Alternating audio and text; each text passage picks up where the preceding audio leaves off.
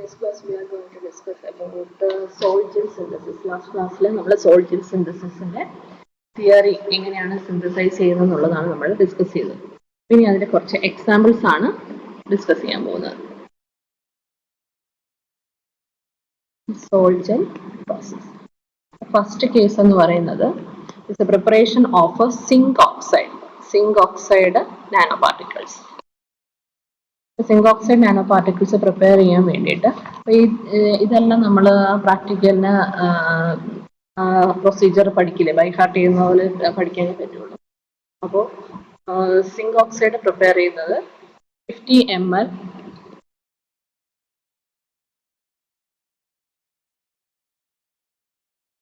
Sodium hydroxide solution, നമ്മൾ വേറൊരു 50 ml 0.5 molar zinc acetate സൊല്യൂഷനിലേക്ക് നമ്മൾ ആഡ് ചെയ്യണം, കോൺസ്റ്റന്റ് സ്റ്റെറിങ്. അപ്പോൾ സിങ്ക് അസറ്റേറ്റ് സൊല്യൂഷനിലേക്ക് ആഡ് ചെയ്യുമ്പോഴത്തേക്ക് സ്വാഭാവികമായിട്ടും സിങ്ക് ഹൈഡ്രോക്സൈഡ് പ്രസിപ്പിറ്റേറ്റ് ചെയ്യും. ഇതിലേക്ക് നമ്മൾ 100 ml എത്തനോൾ ആഡ് ചെയ്യും.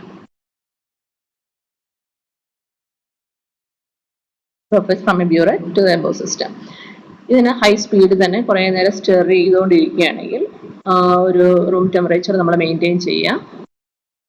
ഒരു 4 hours ഒക്കെ കഴിയുമ്പോഴത്തേക്കും നമുക്കൊരു വൈറ്റ് ജെൽ ലൈക്ക് അപ്പിയറൻസ് നമുക്ക് കിട്ടും. White gel zinc hydroxide form ചെയ്യുന്നതാണ്. But this is collected and centrifuge, high speed centrifuge വെച്ചിട്ട് നമ്മൾ സെൻട്രിഫ്യൂജ് എന്ന് വെച്ചാൽ റൊട്ടേറ്റ് ചെയ്യുമ്പോഴത്തേക്ക് ഈ സോളിഡ് പാർട്ടിക്കിൾസ് താഴെ സെറ്റിൽ ചെയ്യും. അപ്പോൾ മേലെ എന്തെങ്കിലും അൺറിയാക്റ്റഡ് ലിക്വിഡ് വല്ല ഉണ്ടെങ്കിൽ അത് മേലെ വരികയും ചെയ്യും, അതിനെ ഡിസ്കാർഡ് ചെയ്യാം. അതിനെ നമുക്ക് സെൻട്രിഫ്യൂജ് ചെയ്ത് സോളിഡ് പാർട്ട് കളക്ട് ചെയ്യാം. ദെൻ ഇറ്റ് ഈസ് വാഷ് ചെയ്യും. ഇതിന് നമ്മൾ സെൻട്രിഫ്യൂജ് ചെയ്യാം, വാഷ് ചെയ്യാം. Then it is heated at 80 degrees Celsius in a muffled furnace. Hot നല്ല ഒരു 2000-1000 ഒക്കെ ടെമ്പറേച്ചർ പ്രൊഡ്യൂസ് ചെയ്യാൻ കഴിവുള്ള ഫർണസുകളുണ്ട് നമ്മുടെ ഡിപ്പാർട്ട്മെന്റിലുണ്ടത്. അപ്പോൾ അത് നമ്മൾ ടെമ്പറേച്ചർ സെറ്റ് ചെയ്ത് ഒരു 80 ഡിഗ്രി സെൽഷ്യസിൽ അല്ലെ ഹോട്ട് എയർ ഓവൻ ആയാലും മതി, ഒരു 5 hours ഹീറ്റ് ചെയ്ത് കഴിഞ്ഞ് കഴിഞ്ഞാൽ നമുക്കൊരു സീറോ ജെൽ പൗഡർ കിട്ടും. സീറോ ജെൽ ഇതിന്റെ വാട്ടർ എല്ലാം ഇവോപ്പറേറ്റ് ചെയ്ത് പോയി കഴിഞ്ഞാൽ നമുക്കൊരു പൗഡർ ഫോമിലേക്ക് ഈ ജെല്ലിന് നമുക്ക് കിട്ടും. അതിനെയാണ് സീറോ ജെൽസ് എന്ന് പറയുന്നത്. Then it is calcinated. അപ്പോൾ ഈ സീറോ ജെല്ലിനെ വീണ്ടും നമ്മൾ മഫിൾ ഫർണസിൽ ഒരു 500 ഡിഗ്രി സെൽഷ്യസിൽ വീണ്ടും ഹീറ്റ് ചെയ്ത് ഒരു 3 hours ഹീറ്റ് ചെയ്ത് കഴിയുമ്പോഴത്തേക്ക് സിങ്ക് ഹൈഡ്രോക്സൈഡ് എന്ന് പറയുന്നത് സിങ്ക് ഓക്സൈഡ് നാനോ പാർട്ടിക്കിളായിട്ട് ഫോം ചെയ്യും. ഇവിടെ ഉണ്ടായത് റിയാക്ഷൻ എന്ന് പറയുന്നത് നമ്മൾ സോഡിയം ഹൈഡ്രോക്സൈഡും സിങ്ക് അസറ്റേറ്റും ആണ് യൂസ് ചെയ്തത്. അപ്പോൾ റിയാക്ഷൻ എന്ന് പറയുന്നത് സിങ്ക് ഹൈഡ്രോക്സൈഡ് പ്രൊഡ്യൂസ് ചെയ്യും. അതിന് നമ്മൾ എത്തനോൾ ആഡ് ചെയ്ത് കുറച്ച് കഴിയുമ്പോഴത്തേക്ക് വൈറ്റ് ജെൽ ലൈക്ക് അപ്പിയറൻസ്. അതിനെ നമ്മൾ സെൻട്രിഫ്യൂജ് ചെയ്യാം, അൺറിയാക്റ്റഡ് മെറ്റീരിയൽസിനൊക്കെ വാഷ് ഔട്ട് ചെയ്യാം. Then it is heated to 80 degree സെൽഷ്യസിൽ ഹീറ്റ് ചെയ്യാം. അപ്പോൾ നമുക്ക് സോളിഡ് ആയിട്ട് ഒരു സീറോ ജെൽ കിട്ടും. Then it is further heated to 500 degree Celsius. അപ്പോൾ അതിന് പൗഡർ ഫോമിൽ ഇരിക്കുന്നതിന് വീണ്ടും 500 ഡിഗ്രി സെൽഷ്യസ് ചെയ്യുകയാണെങ്കിൽ oxide nanoparticles ആയിട്ട് convert ആവും. It is salt gel chemistry is a process involves a series of reaction, overall chemical reaction for the preparation എന്ന് പറയുന്നത്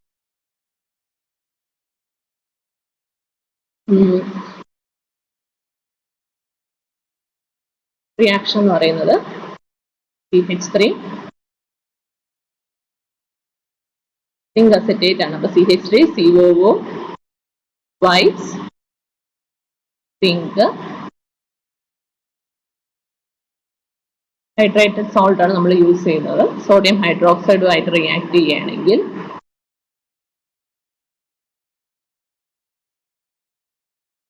റിയാക്ഷൻ എന്ന് പറയുന്നത്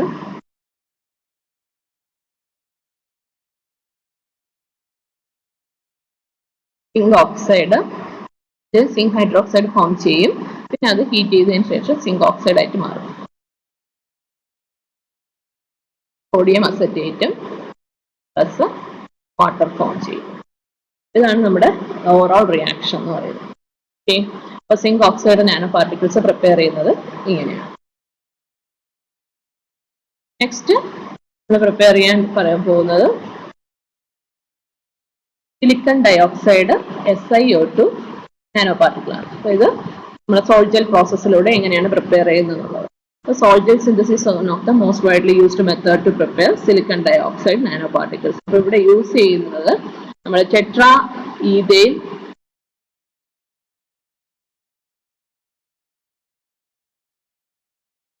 orthosilicate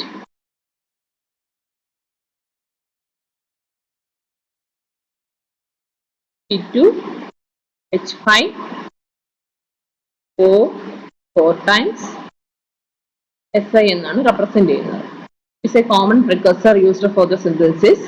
A brief and very general description of the process is given below. അപ്പോൾ നമ്മൾ നേരത്തെ പറഞ്ഞതുപോലെ ഇതിന്റെ process എന്ന് പറഞ്ഞാൽ ഇതിന്റെ സ്റ്റാർട്ടിംഗ് പ്രിക്കസർ എന്ന് പറയുന്നത് സിലിക്കണ്ട് ടെട്രൈഥൈൽ ഓർത്തോസിലിക്കേറ്റ് ആണ് യൂസ് ചെയ്യുന്നത്. ഇതൊരു 20 ml എടുക്കുക.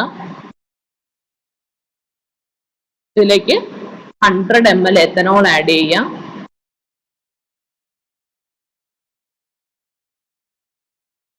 Plus 100 ml water, distil water add ചെയ്യുമ്പോൾ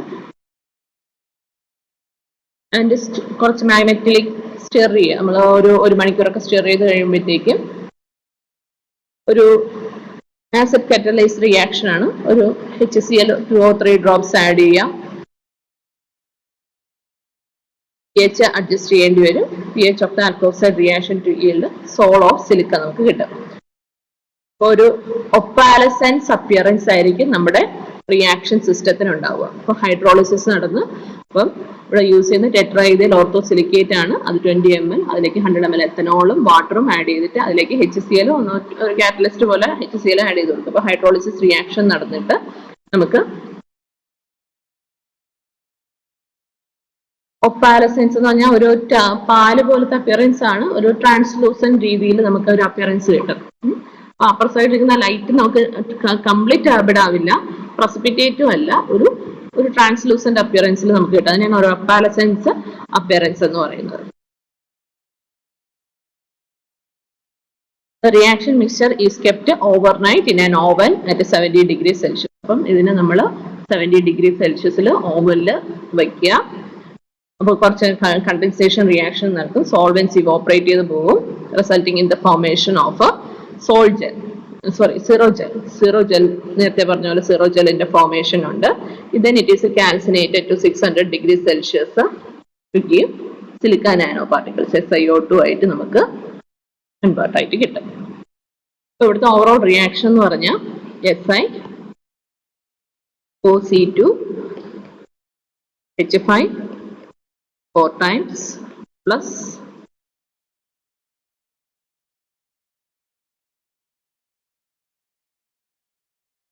H2O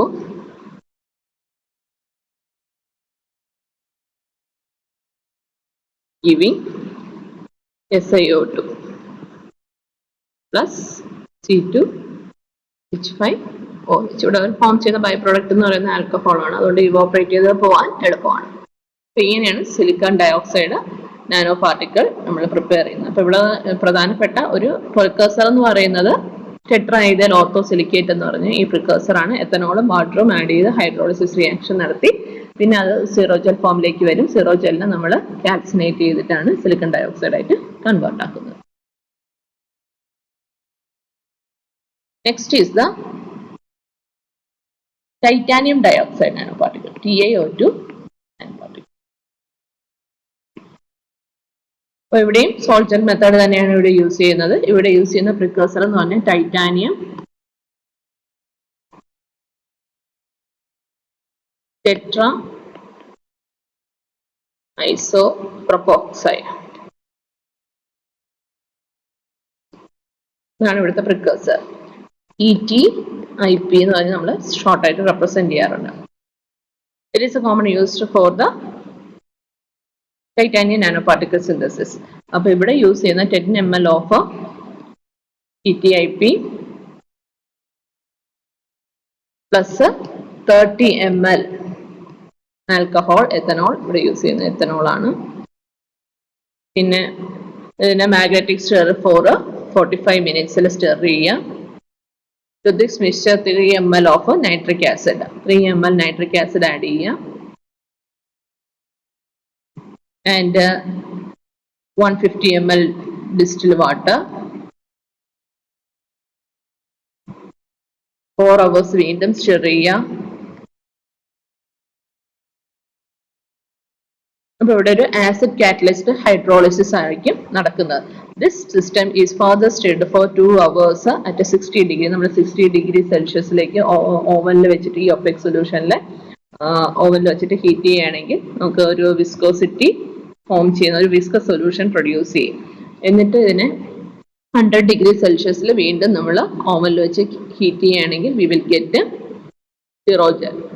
സോൾവെന്റ്സ് എല്ലാം ഇവോപ്പറേറ്റ് ചെയ്ത് കഴിഞ്ഞാൽ സിറോജൽ കിട്ടും. സിറോജലിനെ നമ്മൾ യൂഷ്വലി കാൽസിനേറ്റ് ചെയ്യുമ്പോഴാണ്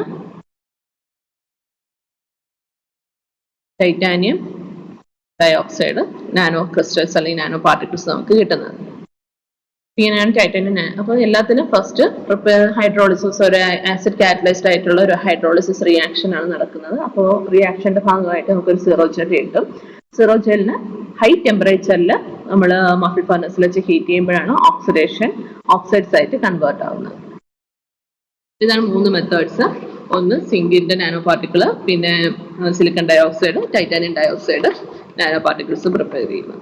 അപ്പോൾ ഇതിലേതെങ്കിലും ഒരെണ്ണം എക്സാമ്പിൾ ആയിട്ടോ അല്ലെങ്കിൽ ഏതെങ്കിലും ഒന്ന് സ്പെസിഫിക് ആയിട്ടോ എടുത്ത് ചോദിക്കാറുണ്ട് പരീക്ഷയ്ക്ക്. Next another method for the preparation of nano particle is the fourth method എന്ന് പറയുന്നത് co-precipitation reaction.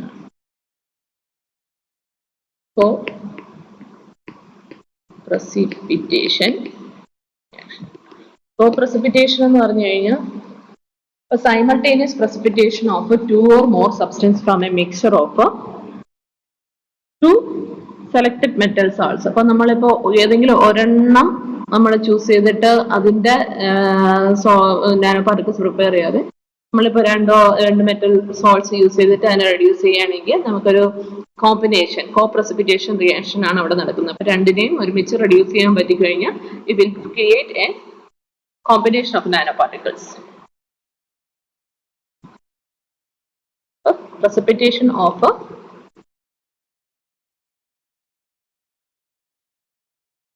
2 or more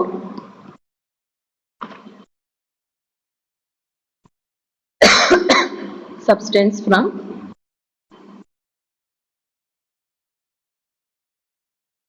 a mixture of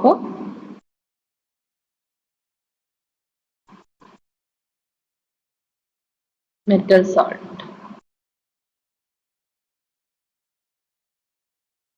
By the addition of suitable precipitating agent, it produces a mixed precipitate comprises of 2 insoluble species that are simultaneously removed from the solution.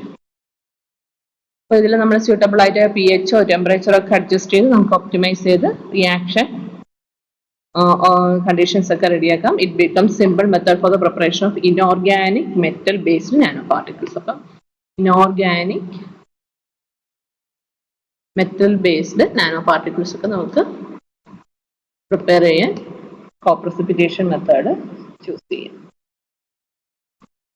അതിൻ്റെ ഒരു example ആണ് first example എന്ന് പറയുന്നത് iron oxide nanoparticle Fe2O3 nanoparticles. ഇവിടെ magnetic oxide of iron Fe2O3 എന്ന് പറയുന്നത് magnetic appearance ആണ് ഉള്ളത്.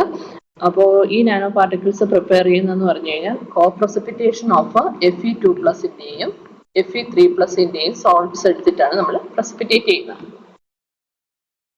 അപ്പോൾ ഇവിടേക്ക് ഇതിന്റെ മിക്സഡ് സോൾട്ട്, അതായത് ഇപ്പോൾ Fe2+ൻ്റെതാണെങ്കിൽ ഫെറസ് സൾഫേറ്റ് സൊല്യൂഷൻ യൂസ് ചെയ്യാം.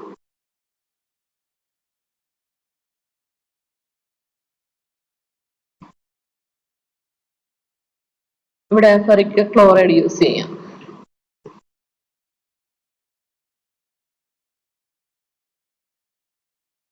ഇത് രണ്ടും കൂടെ മിക്സ് ചെയ്തിട്ട് മാഗ്നറ്റൈസ് സ്റ്റിർ ചെയ്യാം. Mixed solution 3 molar ammonium hydroxide solution add ചെയ്യാം. ഫ്രം ദ ബ്യൂറേറ്റ് pH നമ്മൾ 10 ആയിട്ട് അഡ്ജസ്റ്റ് ചെയ്യേണ്ടി വരും. pH 10 ആവുന്നവരെ അമോണിയം ഹൈഡ്രോക്സൈഡ് ആഡ് ചെയ്യാം. black precipitate of a magnetic iron oxide will be formed. Fe2C3O4. Fe3O4ന്റെ ബ്ലാക്ക് കളർ പ്രസിപ്പിറ്റേറ്റ് ഫോം ചെയ്യും. ഇതിനെ നമ്മൾ ഓവനിൽ വെച്ചിട്ട് 150 to 200 ഡിഗ്രി സെൽഷ്യസ് വരെ ചൂടാക്കും. പിന്നെ അങ്ങനെ ഓക്സിഡൈസ് ചെയ്യുമ്പോഴത്തേക്ക് നമുക്ക് Fe3O4 ഫോം ചെയ്യും.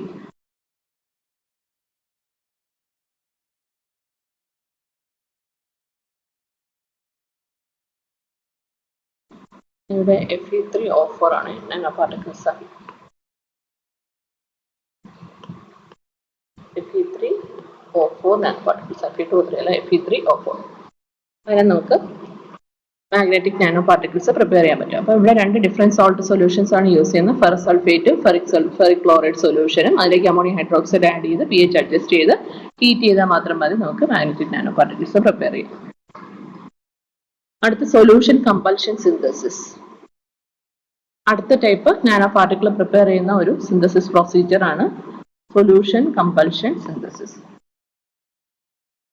Solution compulsion synthesis. SCS എന്ന് ഫോമിൽ പറയും. A solution compulsion synthesis of nanoparticles involves the compulsion of a redox mixture. അപ്പോൾ ഇവിടെ നമ്മൾ യൂസ് ചെയ്യുന്നതെന്ന് പറഞ്ഞു കഴിഞ്ഞാൽ ഒരു ഇനോർഗാനിക് മെറ്റൽ സോൾട്ടും ഒരു ഓർഗാനിക് മെറ്റീരിയലും ആണ് നമ്മൾ യൂസ് ചെയ്യുന്നത്. അപ്പോൾ ഇവിടെ ഇനോർഗാനിക് സോൾട്ട് എന്ന് പറയുന്ന ഒരു ഓക്സിഡൈസർ ആയിട്ടും ഇനോർഗാനിക് ഓക്സിഡൈസറും ആൻഡ് ഓർഗാനിക് ഒരു ഫ്യൂവലും അത് റെഡ്യൂസിങ് ഏജന്റ് ആയിട്ട് ആക്ട് ചെയ്യും. ഓർഗാനിക് ഫ്യൂവലും ആണ് നമ്മൾ റിയാക്ഷനിൽ യൂസ് ചെയ്യുന്നത്. It is very suitable method for the preparation of metal oxide nano particles prepare ചെയ്യാൻ വേണ്ടിയിട്ടാണ് ഇത് യൂസ് ചെയ്യുന്നത്. അപ്പൊ ഇവിടെ നമുക്ക് ഇനോർഗാനിക് മെറ്റൽ ആയിട്ട് അലുമിനിയോ കൊബാൾട്ടോ ഇതേപോലത്തെ സോൾട്ട്സ് യൂസ് ചെയ്യാം. ഫ്യൂവലായിട്ട് നമ്മൾ urea,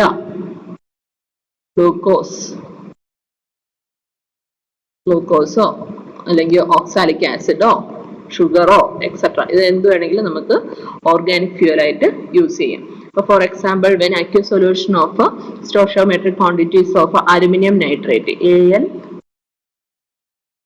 AlNO3 thrice 9H2O aluminium nitrate സോൾട്ടും നമ്മൾ ഫ്യൂവലായിട്ട് യൂറിയയും ആഡ് ചെയ്ത് കൊടുക്കുകയാണെങ്കിൽ CONH2 twice യൂസ് ചെയ്യുകയാണെങ്കിൽ and mixed in a beaker and heated with stirring in a muffled furnace. എന്നിട്ട് ഹീറ്റ് ചെയ്യണം, ഒരു 500 ഡിഗ്രി സെൽഷ്യസിലേക്ക് ഹീറ്റ് ചെയ്യുകയാണെങ്കിൽ എക്സോതെർമിക് റിയാക്ഷൻ നടന്ന് leading to the vigorous ignition of the then incandescent flame to yield alpha Al2O3 nano powder. ഇവിടെ vigorous ആയിട്ട് exothermic ആണ്, ഇത് എക്സോതെർമിക് റിയാക്ഷൻ ആണ്. അപ്പോൾ ഇവിടെ നമ്മൾ ഹീറ്റ് ചെയ്യുകയാണെങ്കിൽ ഭയങ്കരമായിട്ടുള്ളൊരു വിഗറസ് റിയാക്ഷൻ നടന്ന ഒരു ഇൻകാൻഡസെന്റ് ഫ്ലെയിം അപ്പിയറൻസ് നമുക്ക് കാണാൻ പറ്റും. അത് leading to a formation of alpha Al2O3 എന്താണ് നാനോ പാർട്ടിക്കിൾസ് ആയിട്ട് ഫോം ചെയ്യും. Similarly on mixing and heating solutions of a ferric nitrate, ഇതേപോലെ ഫെറിക് നൈട്രേറ്റും ഗ്ലൈസീനും കൂടെ നമ്മൾ ഹീറ്റ് ചെയ്യുകയാണെങ്കിൽ ഇതേപോലെ എക്സോതെർമിക് റിയാക്ഷൻ നടന്ന് iron oxide nano powders form ചെയ്യും. അതും ഇതിന്റെ ഒരു എക്സാമ്പിൾ ആണ്. അപ്പൊ ഇതിൽ നമ്മൾ നാനോ പാർട്ടിക്കിളിന്റെ സിന്തസിസിൽ ഡിഫറെന്റ് മെത്തേഡ്സ് ആണ് പറഞ്ഞത്.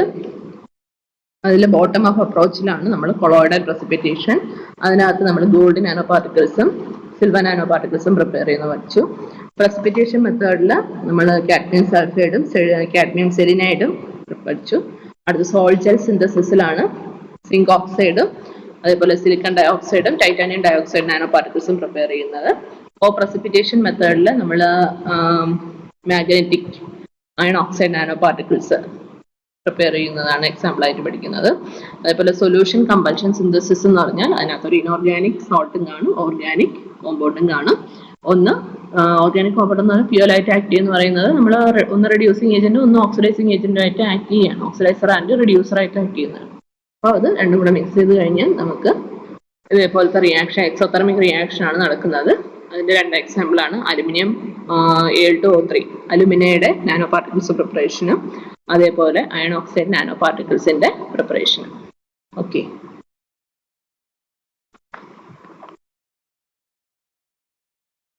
അതേപോലെ nano composites.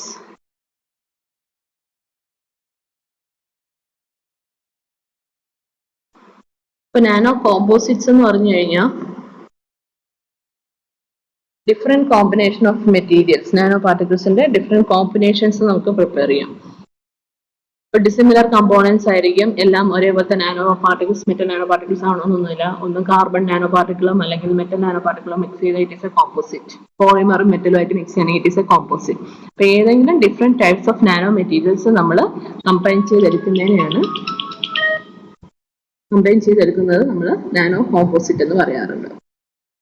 It consists of 2 or more separate components which are designed to exhibit overall best properties. അപ്പോൾ ചിലപ്പോൾ കമ്പൈൻ ചെയ്യുമ്പോഴത്തേക്ക് അവരുടെ ഇൻഡിവിജ്വൽ പെർഫോമൻസിനെ കാട്ടി ബെസ്റ്റ് പെർഫോമൻസ് അവർക്ക് കോൺട്രിബ്യൂട്ട് ചെയ്യാൻ പറ്റും.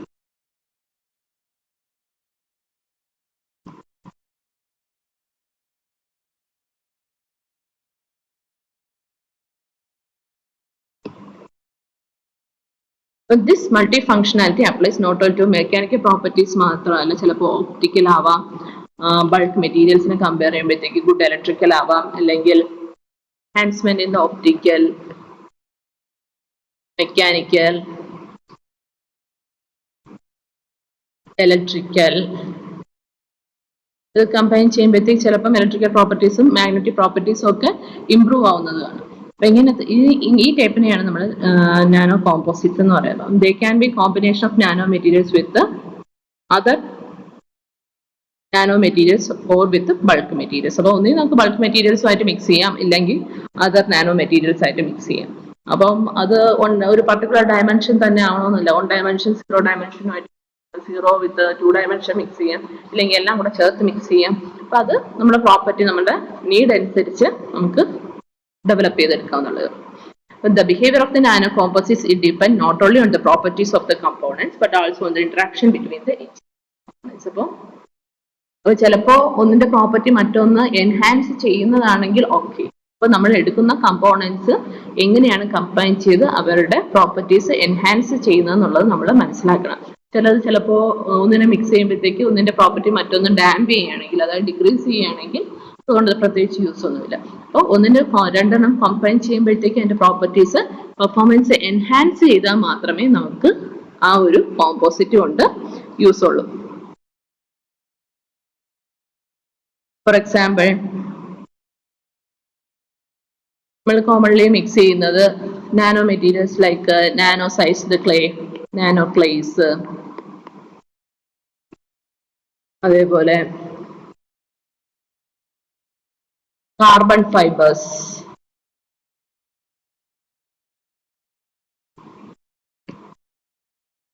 carbon nanotubes, CNT, carbon nanotubes. അപ്പോൾ ഇത് നമുക്ക് ഏതെങ്കിലും ബൾക്ക് മെറ്റീരിയൽസുമായിട്ട് ആഡ് ചെയ്യാം, അല്ലെങ്കിൽ നാനോ മെറ്റീരിയൽസുമായിട്ട് ആഡ് ചെയ്യാം. അപ്പോൾ ഇങ്ങനെ ഇതൊക്കെ ആഡ് ചെയ്യുന്ന സമയത്ത് ദെയർ മെക്കാനിക്കൽ, തെർമൽ അങ്ങനത്തെ ഉള്ള പ്രോപ്പർട്ടീസ് ഒക്കെ ഇംപ്രൂവ് ആവും. Ceramic metal nano composites, metal silica nano composite.